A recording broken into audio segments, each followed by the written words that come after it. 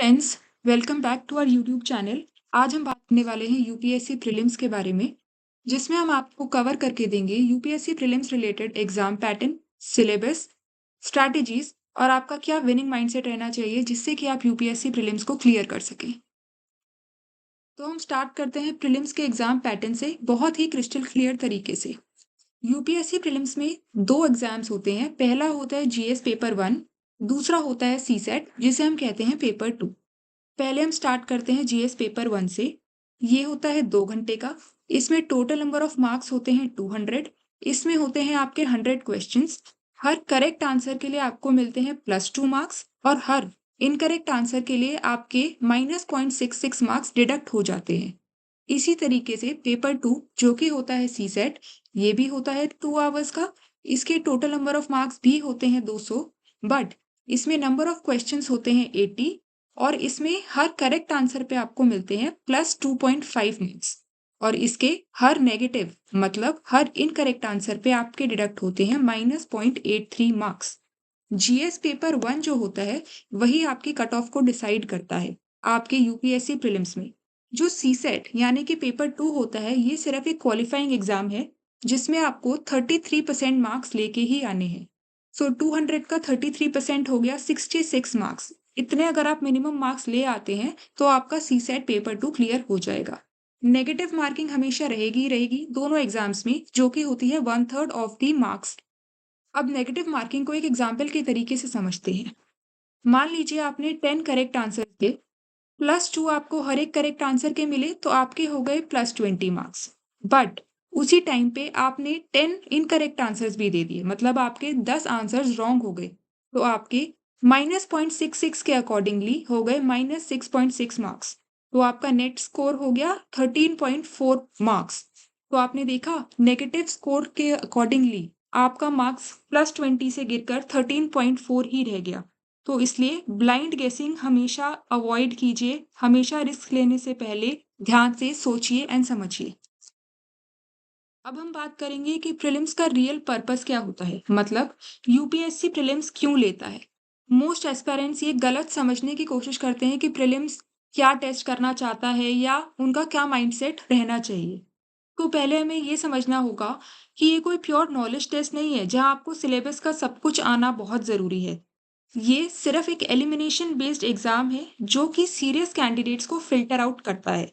वो आपको जो सीरियस कैंडिडेट्स होते हैं वो यूपीएससी प्रीलिम्स से नेक्स्ट स्टेज में यूपीएससी मेंस तक जा सके, इसलिए ये टेस्ट कंडक्ट किया जाता है।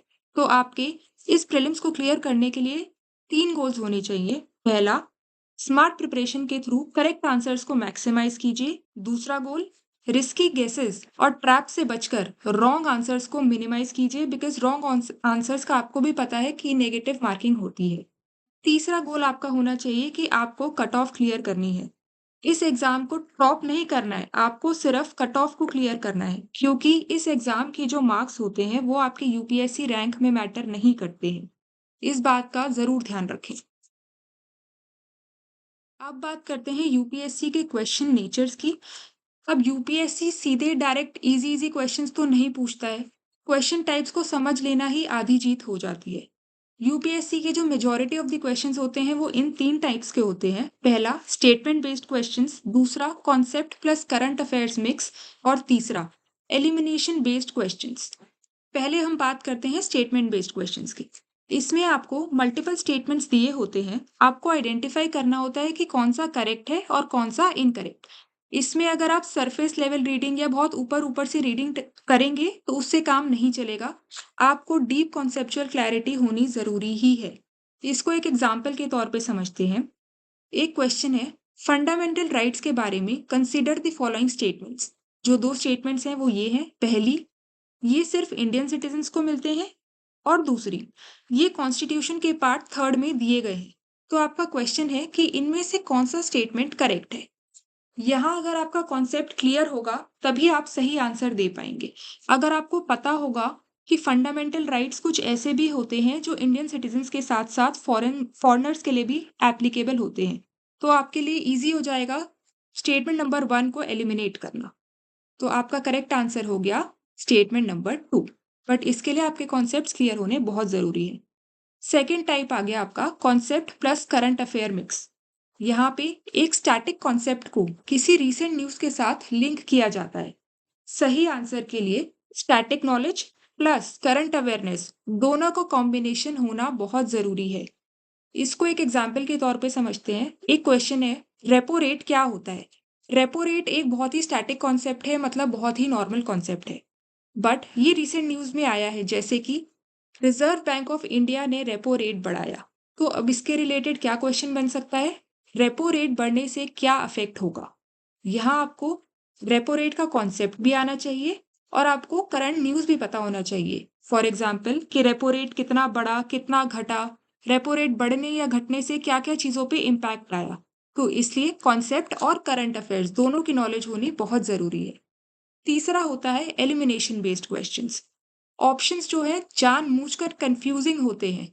इसको क्लियर करने की सही अप्रोच है कि आप रॉन्ग ऑप्शंस को एलिमिनेट करिए। जरूरी नहीं कि आपको चारों ऑप्शंस पता हो कि कौन सा ऑप्शन ठीक है या नहीं, बट अगर आपको ये पता है कि कौन से ऑप्शंस इनकरेक्ट है या रॉन्ग है तो वो आप हटा दीजिए। फॉर एग्जाम्पल, इनमें से कौन सा बॉडी कॉन्स्टिट्यूशनल बॉडी है? चार ऑप्शंस है, election commission, NITI Aayog, CBI और एनएचआरसी। अगर आपको सब नहीं भी पता, तब भी आपको अगर ये पता है कि नीति आयोग नॉन कॉन्स्टिट्यूशनल है, सीबीआई भी नॉन कॉन्स्टिट्यूशनल है, तो आप एलिमिनेट करके अपने आंसर्स को थोड़ा सा नैरो डाउन कर सकते हैं और आप इजीली आंसर कर सकते हैं इसका करेक्ट आंसर, जो कि है इलेक्शन कमीशन। तो अगर आपने अच्छे से कॉन्सेप्ट क्लियर करे होंगे अपने, ऑप्शंस चाहे कितने भी कंफ्यूजिंग हो, आप अपने आंसर्स को सही दे सकते हैं। अब हम डिस्कस करेंगे जीएस पेपर 1 के सिलेबस के बारे में। जीएस पेपर 1 में काफी सारे टॉपिक्स होते हैं, तो हम जाएंगे टॉपिक बाय टॉपिक। पहले हम बात करेंगे करंट अफेयर्स की।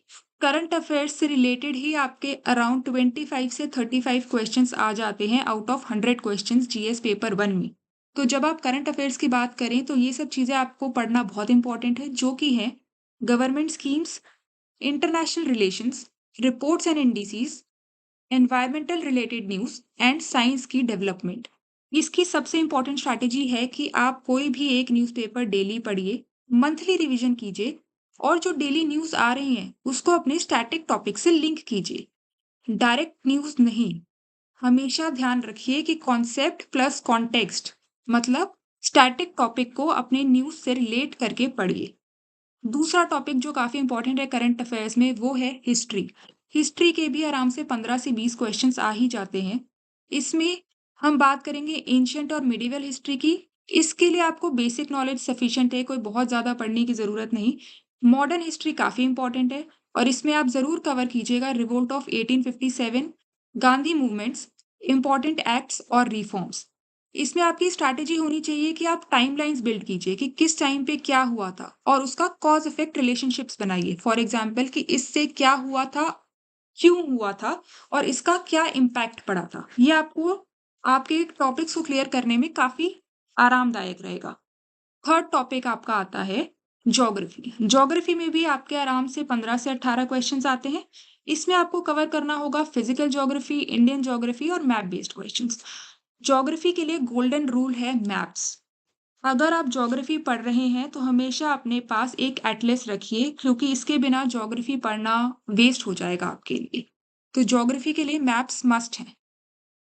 अब जनरल स्टडीज के नेक्स्ट टॉपिक्स पर चलते हैं। तो ये है पॉलिटी। पॉलिटी के भी 12 टू 15 क्वेश्चंस आते ही हैं। इसमें आपको कवर करना होगा कॉन्स्टिट्यूशन, जिसमें आपके आगे आर्टिकल्स एंड स्केड्यूल्स, पार्लियामेंट, जिसमें आपके आगे स्ट्रक्चर एंड फंक्शंस, थर्ड आपका आ गया जुडिशरी, जिसमें आ गए आपके powers and independence, and last governance and federalism. इसमें स्टेटमेंट बेस्ड क्वेश्चंस बहुत ही ज़्यादा ट्रिकी होते हैं, सो प्लीज़ इसको ध्यान से अटेम्प्ट कीजिएगा। इसमें आपकी कॉन्सेप्ट क्लैरिटी होना बहुत ज़रूरी है, क्योंकि इसमें रट्टा काम नहीं करेगा, क्योंकि बहुत ही ज़्यादा ट्रिकी स्टेटमेंट बेस्ड क्वेश्चंस होते हैं। नेक्स्ट टॉपिक आ गया आपका इकोनॉमी। इसमें भी आपके आराम से 12 से 15 क्वेश्चंस होते ही हैं। तो इसमें आप कवर करेंगे GDP, inflation, fiscal deficit, banking and monetary policy, union budget के कॉन्सेप्ट्स, इंटरनेशनल इकोनॉमिक बॉडीज। इसमें आप कनेक्ट कीजिए। इसको पढ़ने की सबसे इजी तरीका है कि आप कनेक्ट कीजिए हर कॉन्सेप्ट को रियल लाइफ एप्लीकेशन से। अब न्यूज़ में अगर कुछ भी आया है रिलेटेड टू इकोनॉमी, उसे आप रिलेट कीजिए अपनी रियल लाइफ से, तो ये आपके लिए समझना बहुत ईज़ी हो जाएगा। अब नेक्स्ट टॉपिक पे आते हैं जो कि है एनवायरनमेंट। एनवायरनमेंट के भी आराम से 12 से 18 क्वेश्चंस आ जाते हैं। इसमें आपको कवर करना है biodiversity and ecosystems, climate change conventions, national parks and wild life. UPSC में बहुत फोकस होता है अगर हम एनवायरनमेंट की बात करें तो स्पीशीज के नेम्स पे और उनकी एग्जैक्ट लोकेशन पे। ये आपको बहुत ही ज़्यादा अच्छे तरीके से पता होनी चाहिए, तभी आप इसको करेक्ट अटेम्प्ट कर पाएंगे। अब जीएस पेपर 1 में जो लास्ट टॉपिक हम डिस्कस करने वाले हैं वो है science and technology. Science and technology भी 8 से 12 क्वेश्चंस आते ही हैं और जैसे-जैसे साइंस एंड टेक हमारे लाइफ में बढ़ रही है, उसी तरीके से यूपीएससी के फोकस में भी बढ़ रही है। तो साइंस एंड टेक्नोलॉजी में आपको ये सब चीज़ें कवर करनी ही होंगी, जिसमें आता है आपका स्पेस टेक, इसरो के missions and satellites, international space agencies, recent launches and discoveries. ये बहुत इंपॉर्टेंट टॉपिक्स हैं। नेक्स्ट आपको कवर करना होगा आर्टिफिशियल इंटेलिजेंस। इसको तो आप छोड़ ही नहीं सकते हैं। इसमें आप कवर करेंगे AI applications in governance, machine learning के basics, ethical concerns and policies. And lastly आपका आता है बायोटेक्नोलॉजी। इसमें आपको पढ़ना होगा gene editing, vaccine and drug development, GMO crops and regulations. इसमें आप फोकस कीजिए, जो आपकी स्ट्रैटेजी रहनी चाहिए वो ये रहनी चाहिए कि आप फोकस करेंगे एप्लीकेशन बेस्ड लर्निंग पे, जिसका मतलब है कि ये टेक्नोलॉजी कैसे हमारी सोसाइटी को, हमारी गवर्नेंस को या हमारी एनवायरनमेंट को इम्पैक्ट कर रही है या उसके क्या आफ्टर इफेक्ट्स हो सकते हैं। अगर आप ये समझ जाएंगे तो आप कोई भी क्वेश्चन को इजीली अटेम्प्ट कर पाएंगे। तो अभी हमने बात करी जीएस पेपर 1 की, अब हम बात करेंगे सी सेट जो कि होता है पेपर 2। इसको हम इग्नोर बिल्कुल भी नहीं कर सकते हैं, क्योंकि इसमें आपके क्वेश्चंस होते हैं टोटल 80, जिसको आपको अटेम्प्ट करने के लिए मिलते हैं 2 घंटे। इसमें आपको मिनिमम 33% मार्क्स तो चाहिए ही चाहिए, जो कि तकरीबन आपके हो गए 66 मार्क्स। अगर आपने सी सेट को इग्नोर करा, तो आप अगर जीएस 1 पेपर क्लियर कर भी लेते हैं, तो भी आप यूपीएससी प्रीलिम्स क्लियर नहीं कर पाएंगे, क्योंकि सी सेट क्लियर करना इज कंपलसरी। तो इसके लिए जो जो टॉपिक्स आपको कवर करने हैं वो हैं रीडिंग कॉम्प्रिहेंशन। इसमें आपका होते हैं long passages with inference based questions. फिर आता है लॉजिकल रीजनिंग, जिसमें आपके होते हैं puzzles, syllogisms and analytical problems. Third आपका आता है basic maths, arithmetic, percentages, ratios. ये बेसिक क्लास 10th के लेवल तक का आता है। लास्ट आपका आता है data interpretation, tables, graphs, charts with calculations. तो सी सेट इतना भी मुश्किल नहीं है, बट इसे बहुत इजी समझ लेना भी आपकी गलती हो सकती है। काफी एस्पायरेंट्स इसको निग्लेक्ट कर देते हैं, बट इसको 1 घंटा कम से कम आपको डेली प्रैक्टिस करनी ही है, अगर आप अपना यूपीएससी प्रीलिम्स क्लियर करना चाहते हैं तो। अब थोड़ी बात कर लेते हैं अटेम्प्ट की स्ट्रैटेजी की, कि आपको कितने क्वेश्चंस अटेम्प्ट करने चाहिए, कितनी एक्यूरेसी के साथ करने चाहिए, और थोड़ी बहुत और थोड़ा सा जो फ्रेमवर्क होगा। तो आपका जो आइडियल अटेम्प्ट रेंज होना चाहिए वो आराम से होना चाहिए 80 टू 90 क्वेश्चंस का, जिसकी एक्यूरेसी होनी चाहिए 65 टू 75%। अब एक्यूरेसी से यह मतलब है कि 80 से 90 क्वेश्चंस में 65 टू 75% क्वेश्चंस आपके करेक्ट होने चाहिए, ताकि अगर कुछ नेगेटिव मार्किंग से स्कोर ऊपर नीचे भी होता है तो आप यूपीएससी प्रीलिम्स क्लियर कर पाए। आपका जो सिलेक्शन ऑफ फ्रेमवर्क होना चाहिए क्वेश्चंस को सिलेक्ट करने के लिए, वो कुछ इस तरीके से होना चाहिए। अब मान लीजिए आपने कोई क्वेश्चन देखा और आपको लगता है ये क्वेश्चन में तो मैं बिल्कुल, मेरे को पता है कि ये मेरे को आता ही है, तो उसे इमीडिएटली अटेम्प्ट कर दीजिए। नेक्स्ट आपका आता है एलिमिनेशन। ये होती है एलिमिनेशन टेक्निक्स। इसमें अगर आपको लगता है कि आपको 2 ऑप्शंस पता है कि ये ऑप्शंस इनकरेक्ट हैं, तो आप उनको एलिमिनेट कीजिए और बाकी 2 ऑप्शंस में से चूज़ करके अटेम्प्ट कर सकते हैं। तीसरा होता है स्किप। ये स्ट्रैटेजी बहुत इंपॉर्टेंट है।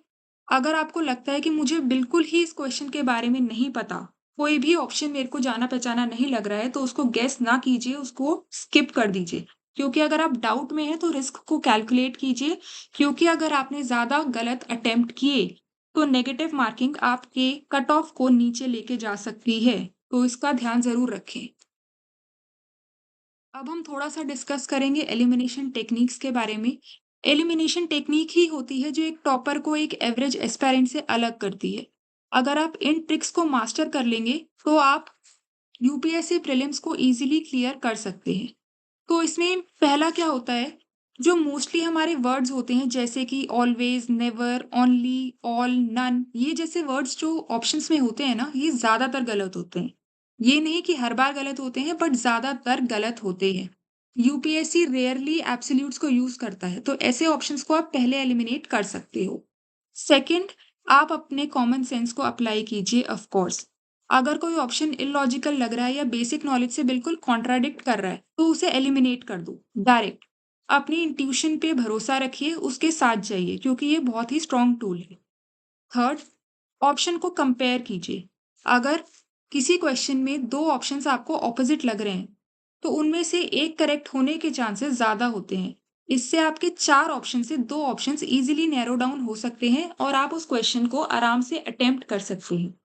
इस टेक्निक को डेली प्रैक्टिस कीजिए प्रीवियस ईयर क्वेश्चंस के साथ, ताकि आप एग्ज़ाम डे तक बिल्कुल इसको मास्टर कर पाएँ। अब आते हैं रिवीजन स्ट्रैटेजी पे, जो कि आपका एक्चुअल सीक्रेट वेपन है। रिवीजन ऑप्शनल नहीं है, यही आपकी प्रिपरेशन का बेस होगा। और एक बुक को 5 बार पढ़ना या 5 बुक को 1 बार पढ़ना, क्या लगता है आपको क्या बेहतर है? ऑफ कोर्स एक बुक को 5 बार पढ़ना, क्योंकि अगर आप एक ही बुक को 5 बार पढ़ेंगे तो आपकी नॉलेज और इम्प्रूव ही होगी। तो आपकी साइकिल कुछ इस तरीके से होनी चाहिए कि पहले दिन आपने कोई एक टॉपिक पढ़ा, उसे अच्छे से पढ़ा, आपने उसके शॉर्ट नोट्स बनाए। थर्ड डे पे आपने पहला रिवीजन किया, बिना देखे आपने उसको पूरा रिवाइज करा, रिकॉल करा। आपका थर्ड स्टेप हुआ, आपने डे 7 पे सेकंड रिवीजन किया, जो आपकी वीक पॉइंट्स थी, जो आपने शॉर्ट नोट्स बनाए थे, जो आपके वीक पॉइंट्स हैं, उनको फोकस करके दोबारा रिवाइज करा। अब मंथली रिवीजन, पूरे मंथ का फुल रिवीजन आपको हर मंथ करना ही है। प्रीवियस ईयर क्वेश्चंस को तो आप भूल ही नहीं सकते हैं, क्योंकि प्रीलिम्स के लिए सबसे इंपॉर्टेंट सोर्स है। प्रीवियस ईयर क्वेश्चंस अटेम्प्ट करते टाइम आपको ध्यान रखना है पैटर्न का, कौन से टॉपिक्स रिपीट होते हैं, कैसे क्वेश्चंस पूछे जाते हैं, इनका ज़रूर ध्यान रखें।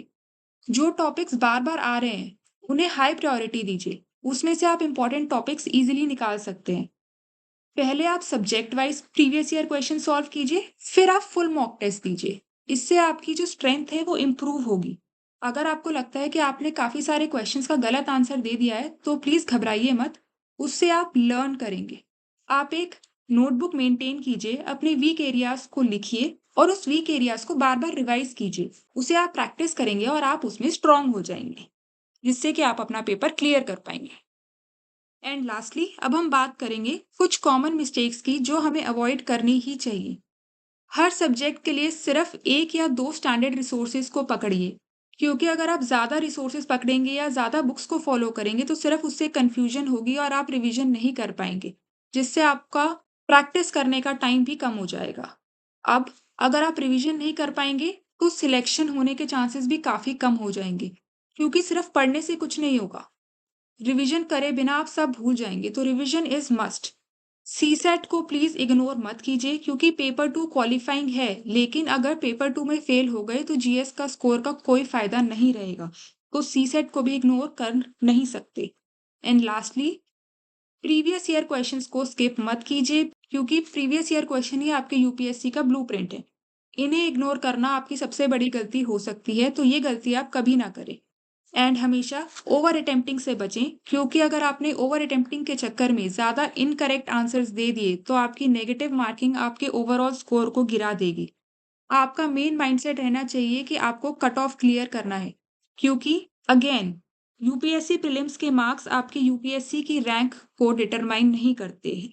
तो अगर आप यूपीएससी प्रीलिम्स अटेम्प्ट करने जा रहे हैं, तो ऑल द वेरी बेस्ट, और ऐसी ही और इन्फॉर्मेशन के लिए या अपडेट्स के लिए आप हमें फॉलो कर सकते हैं।